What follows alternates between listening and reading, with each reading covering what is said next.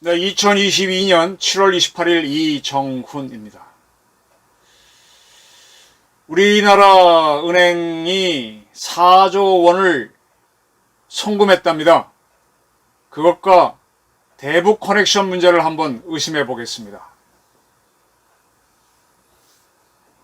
요즘 갑자기 보도가 요즘 두 가지 제 눈에 띄는 게 발견됩니다. 그렇게 뭐만 터지면 가타부타 말이 많던 박지원 전 국정원장이 조용해졌습니다. 왜 조용해졌을까요? 또 하나, 신한은행, 우리은행, 하나은행에서 해외 송금액이 4조 원이 넘는다라는 금융감독원 설명이 있었습니다. 금융감독원은 7월 27일 거액 해외 송금 관련 은행 검사 진행 상황에 대한 브리핑을 기자들에게 하고 신한은행과 우리은행 등에서 확인한 결과 4조 1천억 원이 대한민국 바깥으로 송금됐다. 처음에는 2조 5천억 원이었는데 1조 6천억이 더 많다. 그리고 여기에 이 송금에 관여되는 업체 수는 22개, 이상 거래가 있었던 은행 지점수는 16개 드러나고 있다. 신한은행은 지난해 2월부터 이달 4일까지 11개 지점에서 1238차례에 걸쳐 2조 5천억 규모의 이상한 외환 거래가 있었다. 그런데 금감원은 상계업체의 송금 자금 중 일부는 정상적인 상거래 또 일부는 있다라고 인정을 했습니다. 4조 원 이상이 대한민국에서 외국으로 송금이 됐는데 송금된 지역은 뭐 홍콩 등등이라 그러죠. 이게 뭘까요? 왜 여기서 이제 김치 프리미어인가? 비트코인 관련해서 한국에서 비트코인이 상당히 올랐을 때 뭐 얻은 이익이다. 여러 가지 얘기들이 있습니다. 자, 문재인 정권이 2017년 5월 9일 날 선거에서 문재인 대통령이 당선되면서 문재인 정부가 출범했습니다. 그리고 그해 북한은 화성 12, 13, 15 형을 연달아 발사하면서 굉장히 심각한 미사일 위기를 일으켰습니다. 굉장히 심각했죠. 이듬해 2018년 초에 평창 올림픽을 열려고 했는데 북한이 도발을 해서 전쟁이 일어나는 거 아닌가 하는 두려움이 있을 때였습니다. 굉장히 높았죠. 그때는 아주 문재인 대통령도 미국한테 매달렸죠. 안보에 자신이 없으니까. 그러한 때인 2017년 12월 10일입니다. 청와대가 당시 대통령 비서실장 임종석 씨를 대통령 특사 자격으로 하루 전날인 9일 중동으로 보냈다라고 발표했습니다. 보내놓고 발표를 했습니다. 보내놓고 그 다음날 예정에도 없던 기자회견을 자청해서 임종석 비서실장을 대통령 특사 자격으로 UAE와 레바논으로 보냈다라고 발표했습니다. 하루 늦게 공개를 했습니다. 그 중에 레바논에 가게 되면 동명부대라고 대한민국 부대가 UN 평화유지군으로 있었나? 근데 거기를 위문하기 위해 간다라고 했는데 파병 부대에서는 그러한 사실을 알지 못했고 그쪽의 부대에는 대통령 특사가 간다는 게 알려지지도 않았었다 그랬었죠. 그런데 이 임종석 씨는 그때 12월 11일 레바논에 가서 레바논 대통령 미셸 아운 대통령을 예방하고 한 30분 동안 접견했었습니다. 별 얘기는 없었어요. 양국 간 교류를 강화하기 위해 노력하자. 그리고 대한민국 주재 레바논 대사가 상당히 공석으로 있다가 해가 바뀌어서 2018년 1월 부임하는데 그가 큰 역할을 했으면 좋겠다. 뭐 그거 하나만 한 얘기고 평창 올림픽에 좀 레바논이 관심 가져달라. 레바논이 뭐 더운 나라인데 올림픽 동계올림픽 관심이나 있나요? 뭐 그런 얘기. 뭐 굳이 레바논에 대통령 특사로 갈 이유가 없을 것 같은데. 그리고 동명부대를 방문했습니다. 이 양반의 백그라운드를 보게 되면 대한민국 군대가 해외에 가 있을 때 그걸 뭐 치하하고 격려할 사람이 아니죠. 상당히 친북적인 활동을 많이 해온 사람인데. 그래서 그는 현지 병명부대를 방문해서 장병들을 노고를 치하하고 문재인 대통령의 감사의 뜻을 전하고 문 대통령의 서명에 새겨진 벽시계 등을 전달하다 있습니다. 참 뜬금없이 날라갔죠. 그리고 근데 그때쯤에 그런 얘기가 있었죠. 문재인 정권이 그해 17년 9월부터 탈핵 정책을 발표했었죠. 추석 전에. 그래서 제가 거기서 야 이건 도저히 못 봐주겠다 해갖고 이 탈핵 비판이란 책을 추석 연휴 때 제가 열심히 만들어서 17년에 낸 바가 있었고. 그래서 문재인 정권은 전부 다 탈핵으로 가는데 임종석 씨만은 UAE에 그때 대한민국 원전이 지어지고 있었는데 그걸 해야 된다고 주장했습니다. 그걸 핑계로 UAE에 갔다가 그리고 레바논을 갔었죠. 근데 그때 문재인 대통령은 어디를 방문했는가 하면은 중국 방문을 시진핑을 만나러 가려고 할 때였거든요. 시진핑을 만나러 가서 중국에서 반가워하지 않는데 쫓아갔죠. 그래갖고 시진핑이가 홀대를 해서 혼밥도 먹고 대한민국 사진기자가 줘 맞기도 하고 아주 홀대를 받았습니다만 열심히 시진핑을 중국에 가서 버텼죠. 그 전에 갑자기 임종석 씨를 보낸 겁니다. 그걸 특사로 레바논과 UAE에 보냈습니다. 그리고 그 전에 문재인 대통령은 분명히 탈핵 노선을 선언했는데 임종석은 원자력은 수출해야 된다라고 해서 나중에 UAE에 원전이 완성됐을 때 문재인 대통령이 방문할 수 있는 그런 기회도 만들고 그렇게 했죠. 네. 지금 와서 그렇게 보면은 레바논에 가기 위해서 UAE에 가게 되면 바로 멀지 않으니까 UAE의 원전을 수출하는 건 정당하다. 탈핵 정책에도 불구하고 그런 주장을 하지 않았나라는 의심이 들고 그걸 레바논에 왜 갔지? 뜬금없이 대통령은 중국 가려고 하는데 중국의 특사로 갔으면 모를까. 앞뒤가 안 맞는다. 동명부대 위문했다. 근데 그때는 윤승구 외교차관보, 이영만 대사는 레바논 주재니까 당연히 있었고 서주석 국방차관도 동행했었습니다. 이거는 공개된 멤버고 또 공개되지 않은 멤버로 국정원 멤버들이 있겠죠. 임종석 씨가 레바논에 갔다 왔을 때 저를 알고 있는 몇몇 정보통들은 대북 관련해서 한번 주시해봐라 그랬는데 그때는 취재할 수가 없었습니다. 자, 세월이 빙빙 흐르고 돌고 돌아서 지금 금융감독원이 우리은행, 신한은행, 또 어디 하나은행인가 이런 등등에서 4조 원이 넘는 돈이 이상하게 외환 송금이 됐다. 금감원이 이걸 조사하고 있다. 이 돈이 뭐냐? 이 중에 정상적인 거래도 있는데 일부는 좀 이상하다는 겁니다. 요즘 제가 아까 허드에서 박지원 전 국정원장이 조용해졌다 그랬죠. 안산 등산하다가 발목을 접질렀던지 부러졌다고 하는지 안산에서 맨홀 밟고 자빠질 데가 어딘지 그 밑에 둘레길 말고도 그 밑에 포장도로 있는데 거기를 걸었던 건지 그건 산이라 그러면 안 되지 도로라 그래야지. 조용해졌죠. 그리고 한때 문재인 정권에서 박선원 씨라고 하는 연세대학교 출신의 상당히 운동권 출신을 국정원 기조실장으로 임명했다가 차장에 임명한 적이 있고 지금 국정원에서 앞으로 문제가 터지면 저는 해외 담당 차장하고 기조실장에서 문제가 터질 거라고 봅니다.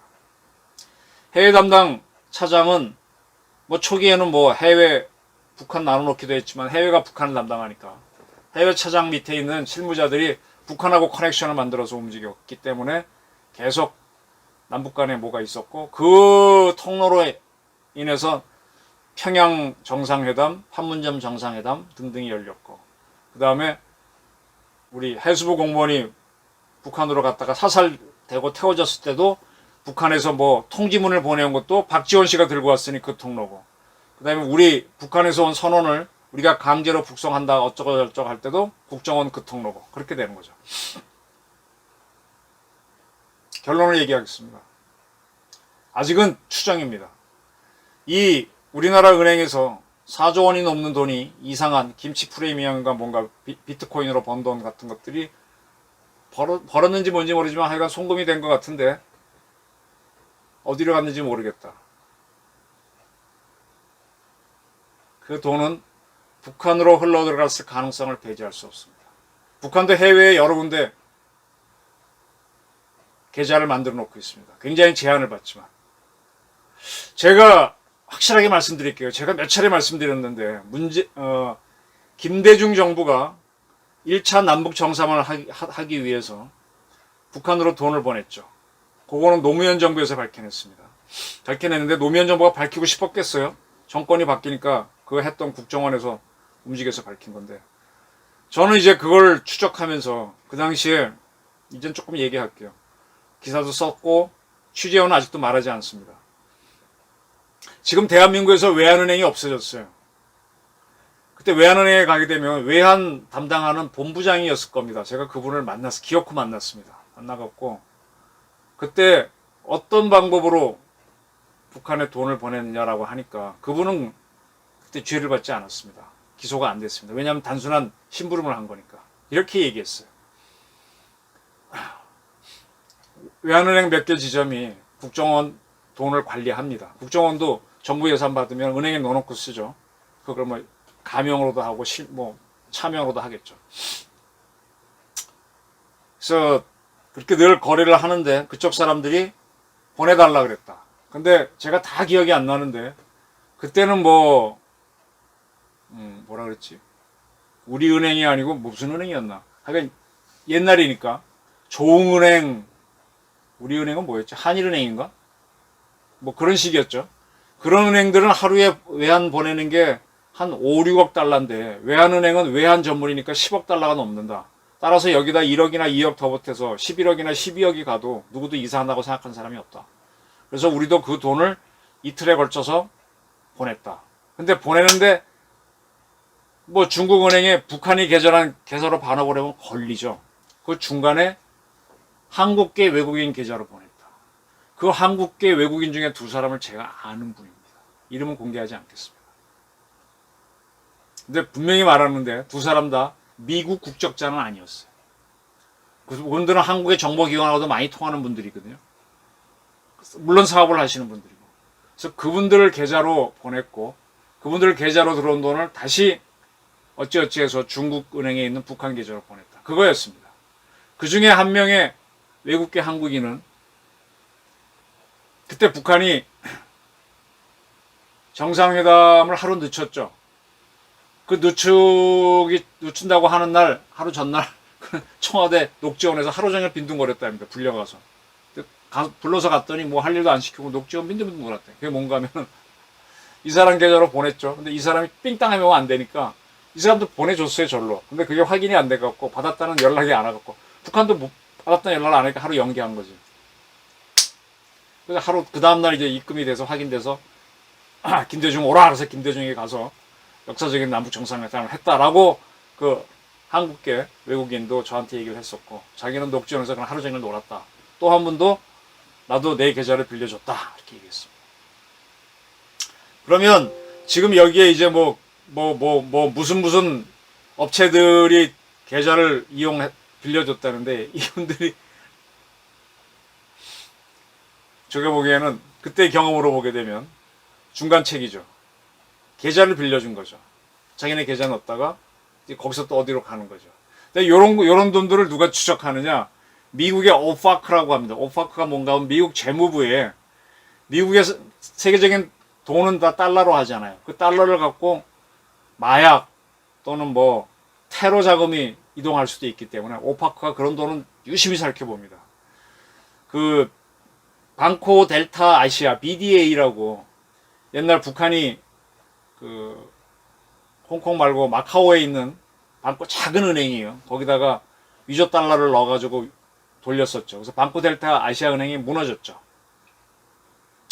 지금 아무도 그런 얘기 안 하는데 지금 외환은행이 어디로 합쳐졌지? 하나은행으로 합쳐졌나? 없어졌죠. 왜 없어졌다고 보십니까? 미국도 절대 말 안 하고 우리도 말 안 합니다. 저는 그때 오파크를 속이고 북한으로 불법 성공한 것 때문에 외환은행이 그때 미국계 어느 기업에 있다가 지금 없어져 버렸잖아요. 저는 그렇게 의심을 합니다. 미국은 그렇게 테러 단체나 그런 마약 자금에 알고도 참여하는 은행은 죽입니다. 저는 그렇게 의심합니다. 물론 외환은행 경영부실도 있었지만 이번에 신한은행, 우리은행들이 이쪽 은행들이 그 마약 자금 이런 거 알면 절대로 안 합니다. 그리고 그때 경험이 있기 때문에 만약에 이번에 북한으로 가는 돈이었다 그러면 훨씬 더 철저하게 조사할 텐데 반대로 이것도 사령탑이 있습니다. 사령탑은 누구겠어요? 국정원입니다. 국정원이 백견 이걸 할 수가 없습니다. 정권이 바뀌면 그 국정원에는요, 제가 누차례 말씀드렸죠. 국정원장을 국정원 직원이 감시합니다. 박지원 씨가 지금 아무리 떠들어도 그 사람 일거수일투족은 다 추적되고 자동으로 저장됩니다. 이번에 이재명 씨가 당선됐으면 이 사건은 드러나지 않을지도 모를 거예요. 근데 정권이 바뀌었기 때문에, 그리고 지금 국정원에도 윤석열 대통령이 검사 출신들 측근들을 보냈기 때문에 드러날 겁니다. 제가 계속해서 국정원 해외 담당 차장은 위험할 거다라고 말씀드렸는데, 자, 제가 이제 어설프게 가설만 얘기하겠습니다. 모든 수사는 금융감독원이 조사하고 난 다음에 이 친구들은 사법 경찰권이 있나 요즘? 해갖고 이제 넘기면 검찰이 수사하면서 뭐가 터져 나오겠죠. 이상민 행정안전부 장관이 정치력이 제가 보기엔 부족합니다. 그래서 사실은 군부보다 약하고 검찰보다 약하고 그 약한 경찰을 잘 못 따라갖고 쩔쩔매고 있는데 민주당이 이상민 씨를 탄핵하겠다고 하다가 쑥 들어갔습니다. 표면적인 이유는 이상민 장관 탄핵 걸면은 우리 역풍이 불 것이다. 그것만일까요? 딱 이 사건 터지니까 들어가는 걸로 보입니다. 임종석 씨가 그때 레바논 갔을 때 쓰리 쿠션으로 툭 해서 제가 말을 삼키겠습니다. 자, 이 부분을 어떻게 전개되는지 같이 의심하면서 지켜보십시오. 문재인 대통령이 퇴임 이후에 나는 왜 잊혀진 사람이 되고 싶다. 왜? 좀 이해되실 겁니다. 이재명 씨가 원치 않는 자기 후임이었지만 그 사람이라도 당선됐으면 뭔가 좀 할 수 있었을 텐데, 왜냐하면 이재명 씨는 약점이 많잖아요. 버커비리, 마누라 버커비리 있지. 본인의 대장동 게이트. 그러니까 그걸 꽉 쥐고 있으면 서로 이렇게 사이가 안 좋아도 서로 갈 수 있는데, 그런 이재명마저도 당선이 안 됐습니다. 근데 윤석열 정부가 돼서 굉장히 두려웠는데 윤석열 정부가 상당히 지금 버벅거렸죠. 버벅거리면서 좀 희망이 있나 그랬는데 지금 이걸 툭 건드렸습니다. 지금 너무 경찰의 이런 반발을 이용해서 민주당이 역공으로 나오고 또 검수 한 방 나오고 자꾸 나가니까 쾅 좀 터트린 걸로 보입니다. 왜 정의용 씨가 미국에 가서 북한 체제를 인정해주면 이런 조건모를 빼고 핵을 포기하기로 했다라 해서 미북 정상회담을 만들어주고, 윤건영 씨가 왜 저렇게 방방 뛰면서 북송 어민권에 대해서 살인자다 주장을 하고, 왜 북한이 설설 기었는지, 북한이 가스라이팅을 해도 문재인 씨는 꼼짝도 못했는지 이제 어쩌면 드러날지도 모릅니다. 이 우리나라 은행이 이상한 해외 송금 4조 원 이 사건을 유심히 한번 보십시오. 북한과 관련해서. 오늘 제가 드릴 수 있는 말씀은 여기까지입니다. 병청해 주셔서 감사합니다.